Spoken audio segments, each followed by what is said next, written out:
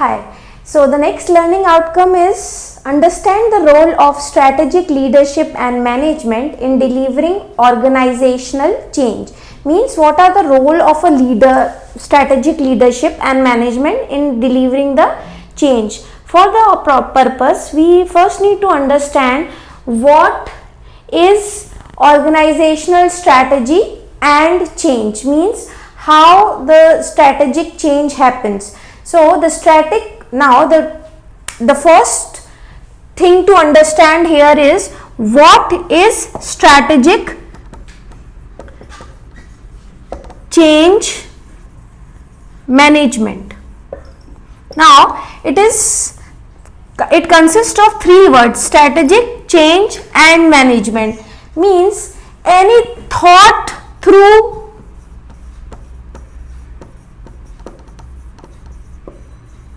process which brings in new concept or process or change in an organization, and how this thought is managed is strategic change management. So it's a process of managing change in a structured and thoughtful way in order to meet what? The purpose of doing all this is meeting organizational goals. Means everything revolves around organizational goals. If the organizational goals needs to be fulfilled and there are some barriers or hindrances which one finds while achievement of those goals, then one very important thing is to bring in change. Now, to bring in change, the organization has different options like diversification and internationalization. Diversification is a growth strategy that involves entering into new markets. Means to bring in change, to grow, what you can do is you can diversify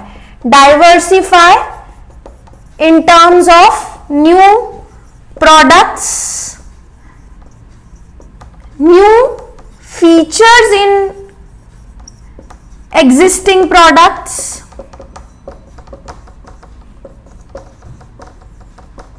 or you can enter into new markets. This is diversifying, means expanding, entering into new market, or altogether the last one is new industry itself. So you might be into the industry of food and beverages. Now you entered into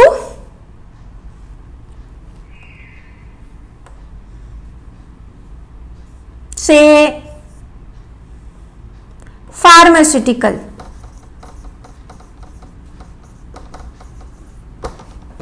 This is entering into a new market. On the contrary, there is another way of bringing in change is internationalization.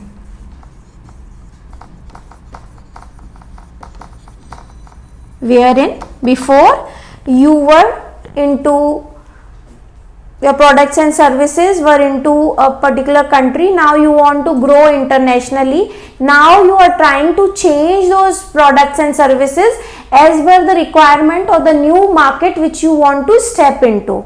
So these are the two options, diversification and internalization, to bring in or options for change. The entire thing, this process of diversification and internalization moves around something called business model. Means before you enter into any market, you plan. Okay, so you plan, you build in a business model.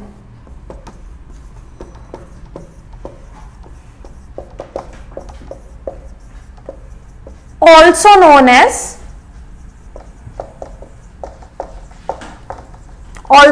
as revenue model.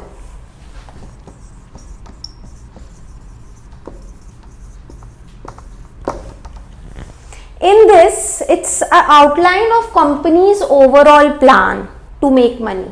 Means, as the word itself suggests, revenue, which means money, means it's an overall plan of a company or an organization to make money through various products, increase of various products, or maybe increase of customers.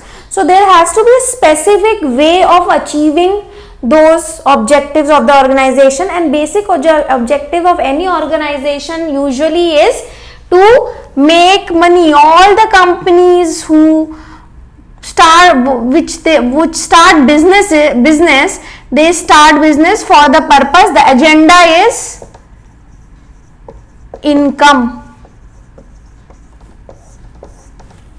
This we all know.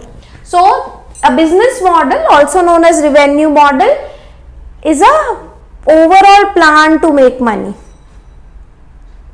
Okay. Now, once the business model is formed, one has to see the competition. They have to find out different strategies to compete into the market. Means you brought in a new product, but you are not able to sell them because your price of your product is not competitive enough.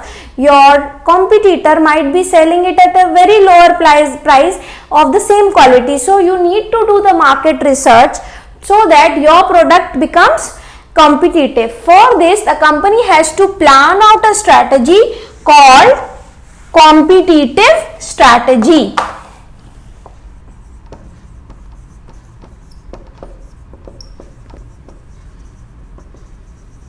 Which has 4 aspects: cost leadership, differentiation leadership, cost focus, differentiation focus. Means cost leadership means you are preparing a product at a minimal cost than your competitors. Differentiation means your product is really different from your competitors. It has a very good quality. So the cost leadership, cost differentiation,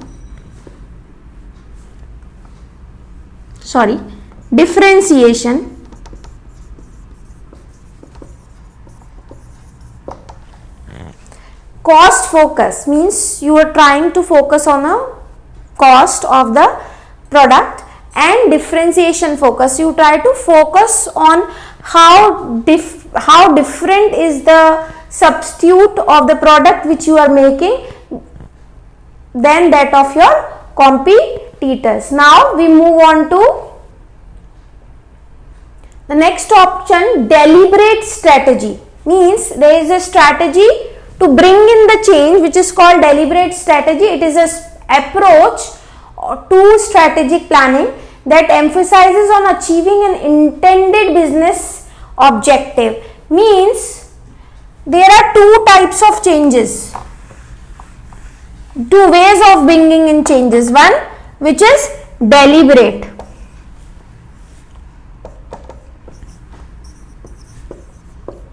okay, and the other one is emergent.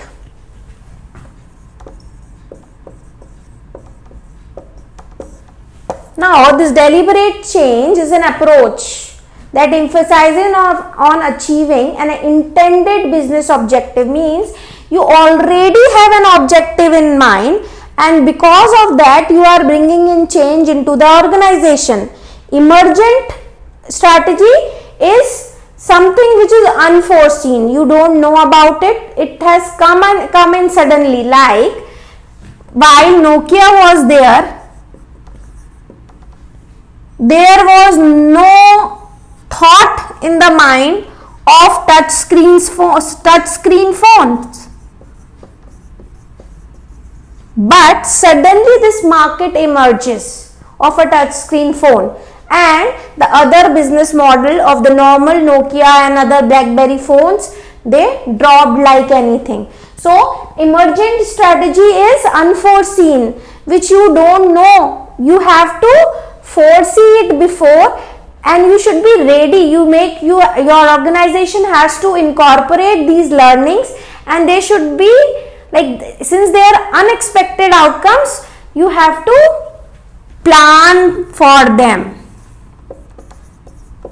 Means any change which is deliberate, which you know the organization knows before, and bringing change because of it. On the contrary, emergent means uncertain situations giving rise to changes in the economy, into the organization. Next is, so this is where these are the things we wanted to talk about strategic change management. Now we will talk about change as a process. Means how do you bring in changes into the organization. We will talk about the process. We will talk about various theories related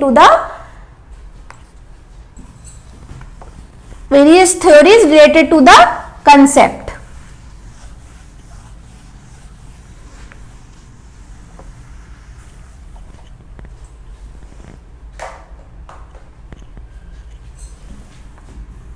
Change as a process and concept. A change is the project, initiative or solution which is introduced by the organization to improve the way work gets done, solve a problem, take advantage of opportunity. Means there, as I said before also, there can be a change because organization deliberately wanted to do something. Okay, there may be change because something happened at competitors end, and the issues and disputes and problems arises. To solve that particular problem, you bring in change into the organization, or there is some opportunity into the market because of which you want to get into a certain change. Now, or there is another thing, to bring in the process into the organization, to bring in changes into the organization, to bring in a certain procedures into the organization, or change the existing procedures of the organization. Change also occurs at that point of time. So there are three types of organizational changes. One is developmental change. The first one is three types of organizational changes.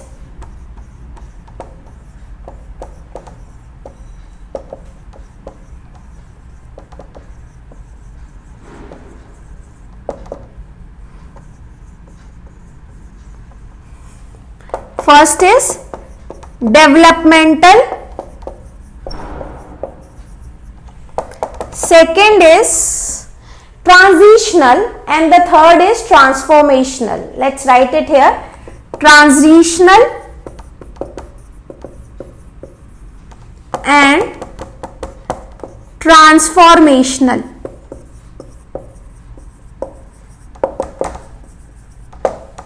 Now, what about these three concepts of developmental change, transitional change and transformational change? So, any organization that want to improve themselves, they want to optimize their way of doing things, and they want to establish process and procedures. These type of changes, as the word itself suggests, bringing in new development into the organization, is developmental change. The next one is transitional change. As the word says, transition means what you are now, right now, you want to transit into a different thing altogether. So it's a change that moves an organization away from the current state into the different new state is transformational change. So maybe mergers, acquisition,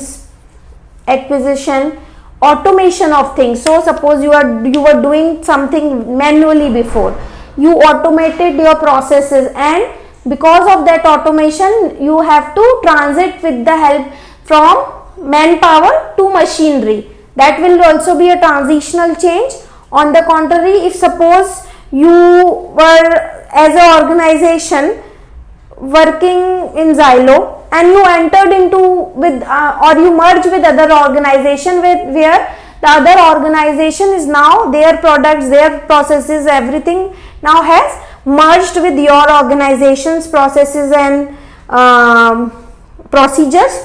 The new state of this organization is also a transitional change. So mergers, acquisitions, automation, all these are the examples of transitional change. The third one and very important is transformational change. That is altering, so as the word suggests, transform, altering the entire culture, core values and operations of the organization. Now I will give you an example of a transformational change. In year 2006, McDonald's faced a severe backlash from multiple health activists and critics. The backlash resulted in huge losses and unfavorable reviews. The CEO John Skinner tackled the criticism by adding healthier items to the menu. So these are transforming from junk to healthier, although this is not healthier right now also, but still means the way maybe they must have changed the process of making the food. Maybe they have certain quality checks in now while preparing their food. So the overall way of making, way of doing things, the menu list have changed from 2006 to 2022. However, since we have talked about three different types of changes, there are different level of changes. First is alpha, beta and gamma. Alpha is task oriented change, means any change, a small change in a particular task or a project is task oriented change, and that change, the level of that change is A level, means alpha. Then comes B level change, which is beta, and is task and role oriented. Now it was earlier task, role also got added to this change. Means now if suppose a company is bringing a change wherein the task and deliverables are changing, along with that the role of a person is also changing, then in that case it is a beta change.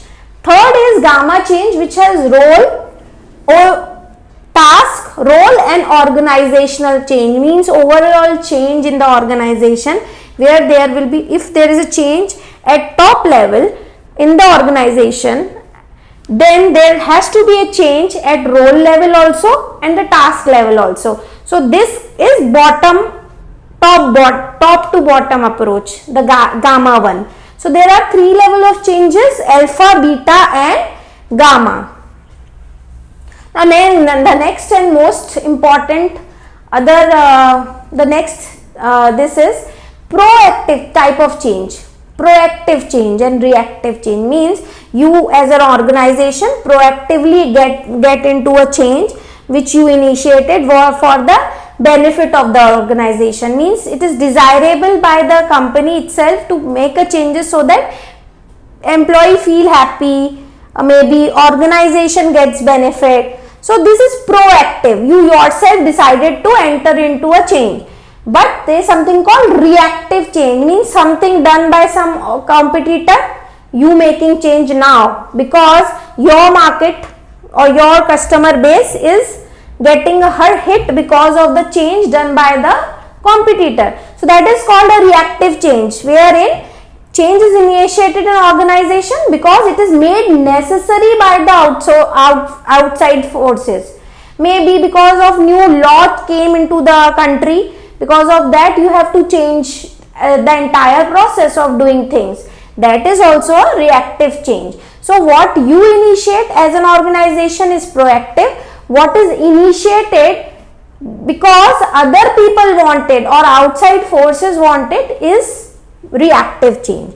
For example, I will give you another example, cost cutting initiative. If you are taking as an organization, that is proactive change. However, if the price reduction is there for your good because of the competitors, that is the reactive change. So the next, I hope you have understood this proactive change, level of changes and different types of changes. The next one is, what are the barriers, which is basic barriers which every organization faces while the change is initiated.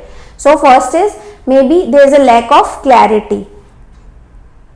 Top management wants anything, but the clear vision is not there.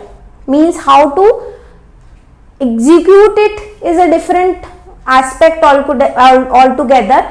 The thinking part of it, like they are right now don't know what is the vision, means what there is no clarity of what we want to do. That is lack of clarity. Then ineffective change communication. Say suppose there is a clarity, okay, but still people are not able to communicate it to their subordinates. In an organization, understand there is a hierarchy.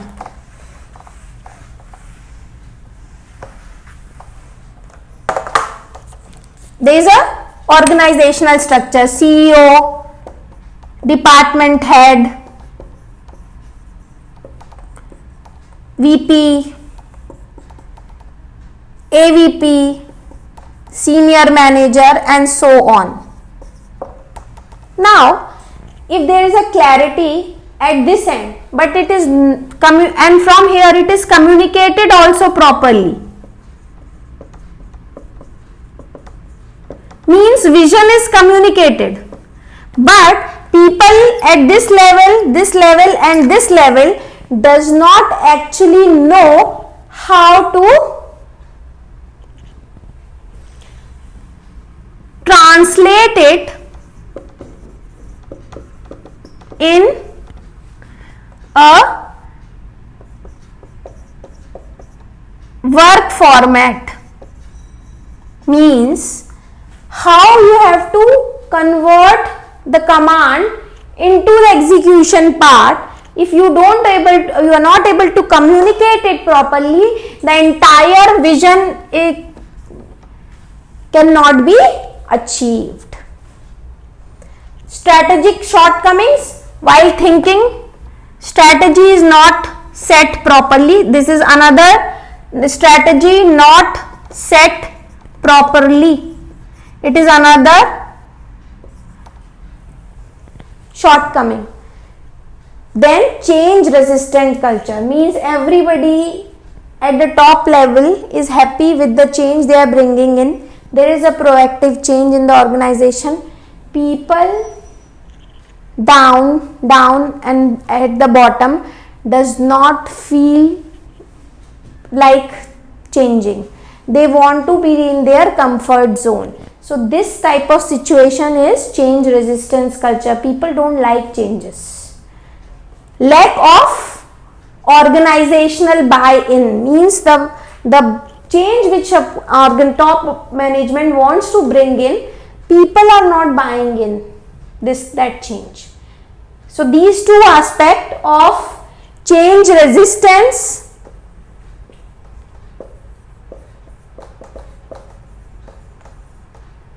and people or employee not buy in is a related concept. Now there are people, if they are not able to adapt changes so easily, so there may be a change fatigue.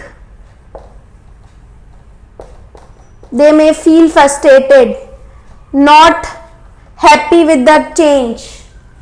And obviously, last but very important part is lack of governance. Means people at top level are not able to govern the entire change properly. Okay. Now the next thing which we will see here is how to govern changes in the organization. To govern changes in the organization, we have come up with different models by different professors. So the first change management model is Levin's change management model. This is to deliver change in most seamless way possible. Means Professor Levin has come up with the concept of making the changes in organization in most seamless manner. So this particular model is divided into 3 stages: unfreeze, change and refreeze. Let's take an example of an ice. Okay, so if suppose I have a ice in a ice cube, then I want to change it into a star mold. I want the ice to look like a star shape. Now what I will do? I will unfreeze it. Means I will dilute the ice into a water, put it in a new mold, and then I will refreeze it. Now the ice which was cube earlier has changed into a star shape, right? Same happens with a change management in any organization. If Levin's change management model is adopted. Now how do you do it? You ensure that employees are ready for the change. You have to unfreeze them. There may be agitation, there will be frustration. They are already into their comfort zone. They don't want to move into a new process. So what they will do? They will first ensure that they are ready for the change. The organization, the top management. Now once the top management unfreeze it, means people get ready, used to the change, they will then execute the intended change. Okay, the execution of intended change means you brought in that change into the organization. Now people working in day out for the change, they will be able to adopt it in a near future, maybe in few days. Once this is done, it is then converted into a foolproof process or a procedure for an organization. Means you freeze the entire thing. You ensure that the change becomes permanent. Okay. So this is Levin's change management model. The next model which we will do is McKinsey 7S model. So there are 7S to that model. McKinsey 7S model.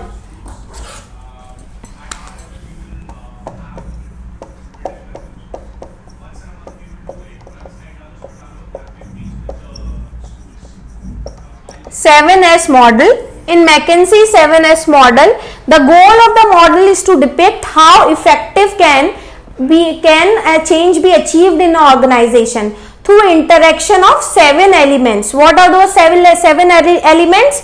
First is value of or culture of an organization.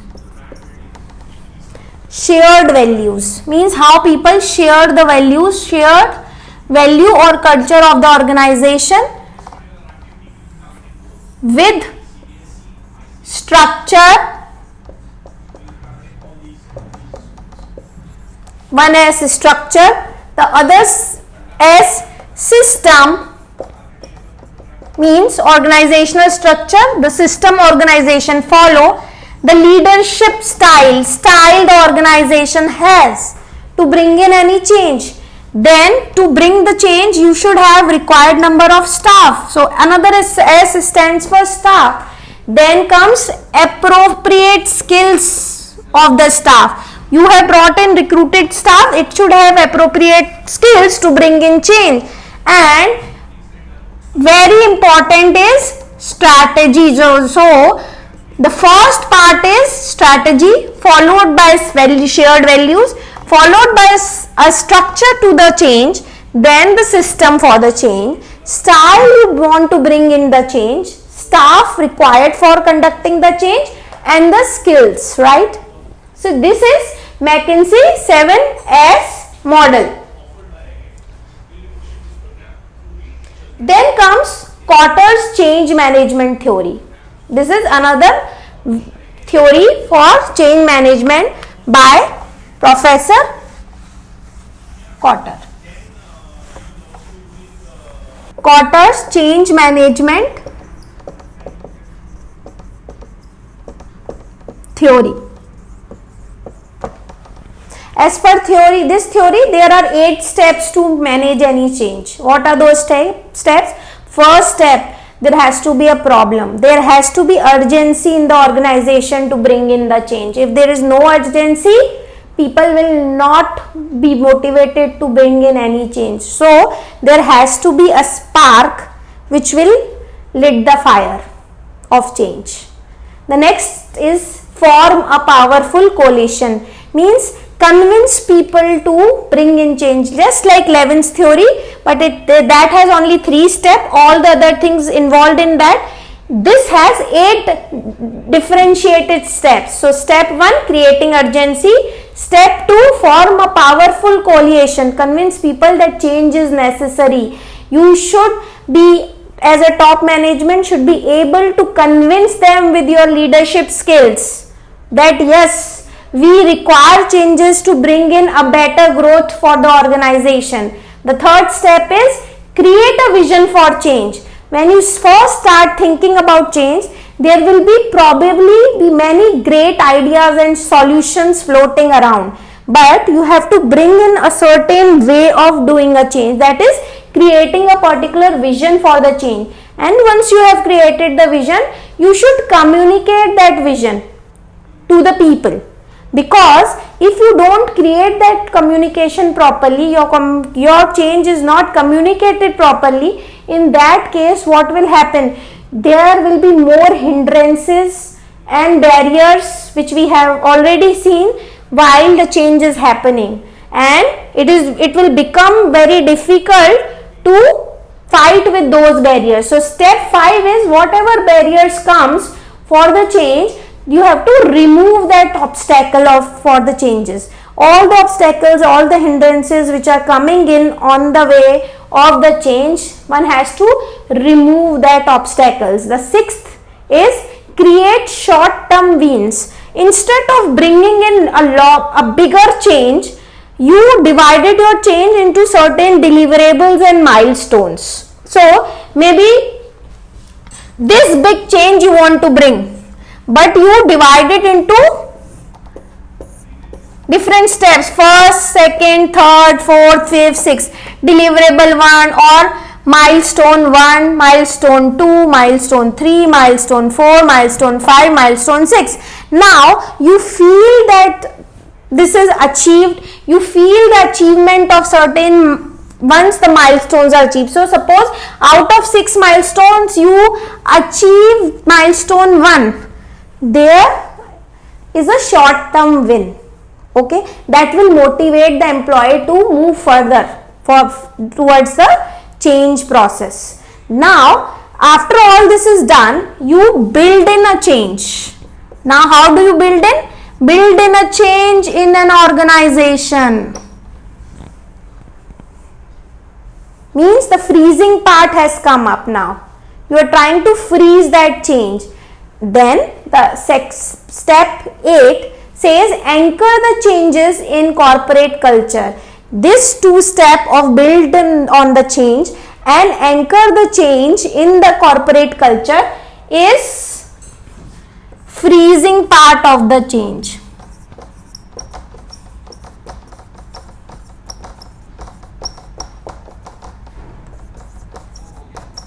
So if you see,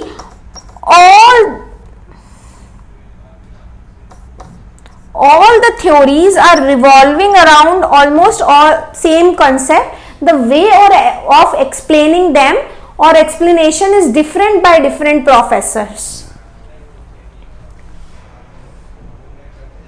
Now the next one is bridge transition model. Now this is specially for the transition change, the change which is transitional change. So the first step in this bridge transitional model, let's write it here.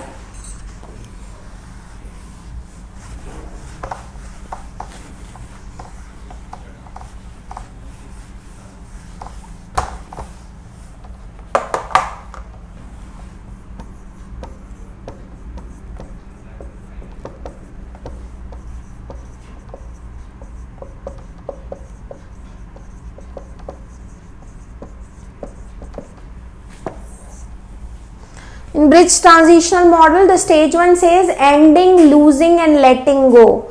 Means people enters the first initial stage where first present them with the changes, the top management present them with the change. This change is often marked with resistance, means there are a lot of emotions and upheaval which will come up, as I told you in the other models also. This is basic nature of a human being. They don't want to get out of their comfort zone. So because of that, the first stage is always where there is upheaval, there is emotions, there is resistance for the change. Okay, at this stage there may be fear, denial, anger, sadness, disorientation. People may feel frustrated, not working for the change. So this is a known concept. This is the known way how the people will react to the change. Then comes the neutral zone. This is stage 2. First is ending, losing and letting go. And the second stage is stage 2, S1, S2. Stage 2 says the neutral zone. Now, in the neutral zone, what will happen? In this stage, people gets affected by the change and often gets confused. Okay, what I have to do? Should I do it in this particular way or not? Means they have just started adapting it. Through their experience, now they are getting into a zone wherein, okay, the neutral effect is there. People are now settling down with the change. Okay, so this comes, that is why it is called neutral zone. Now the stage 3 of this theory says the new beginning. Now the last transition stage is a time of acceptance and energy. People have begun to embrace the change initiative. They are building in the skills they need to work for the change, and it is characterized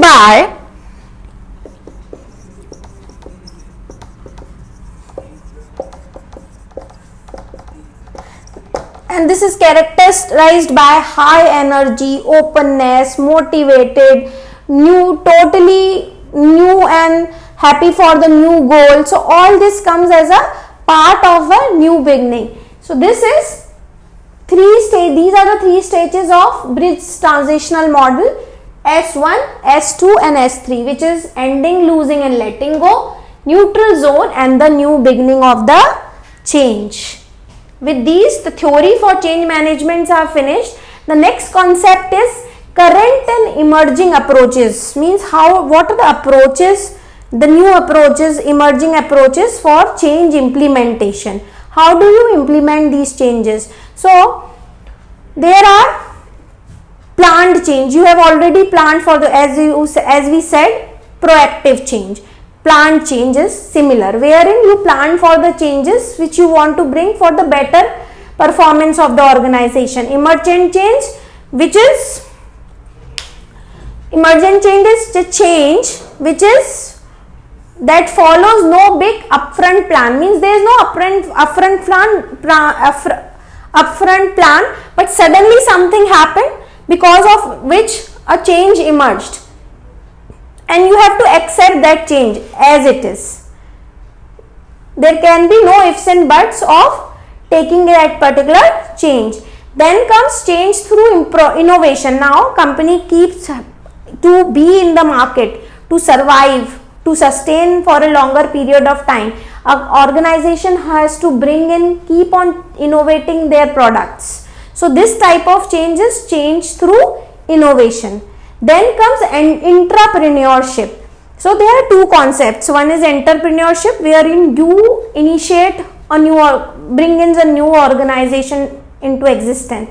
One is entrepreneurship, where a person is responsible for bringing in innovation into the existing organization. So this is entrepreneurship. For example, I'll give you an example of this entrepreneurship, where employees are doing research to bring in more efficient workflow, to bring in more efficient process, to bring in more better way of cost cutting, bringing in benefits that will bring in benefit for the organization.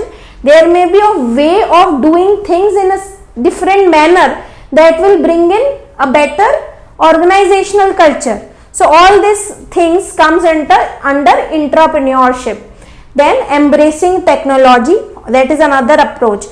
Every day, because of globalization, internationalization, the technology keeps on changing. So nowadays a concept of artificial intelligence has come up. Before there was manpower replaced by machinery. Now machinery is replaced by artificial intelligence. So it is always important to embrace new things coming into the way. So this is another way of embracing or bringing in technology as a part of day-to-day or operations of the organization. Next important way or the approach is bringing better environmental protection. Nowadays, if you see, there is Save Soil thing going on across the globe. That is nothing but making environment more sustainable for the people, right? So with this, our learning outcome C has finished, which says understanding the role of strategic management leadership in delivering organizational change.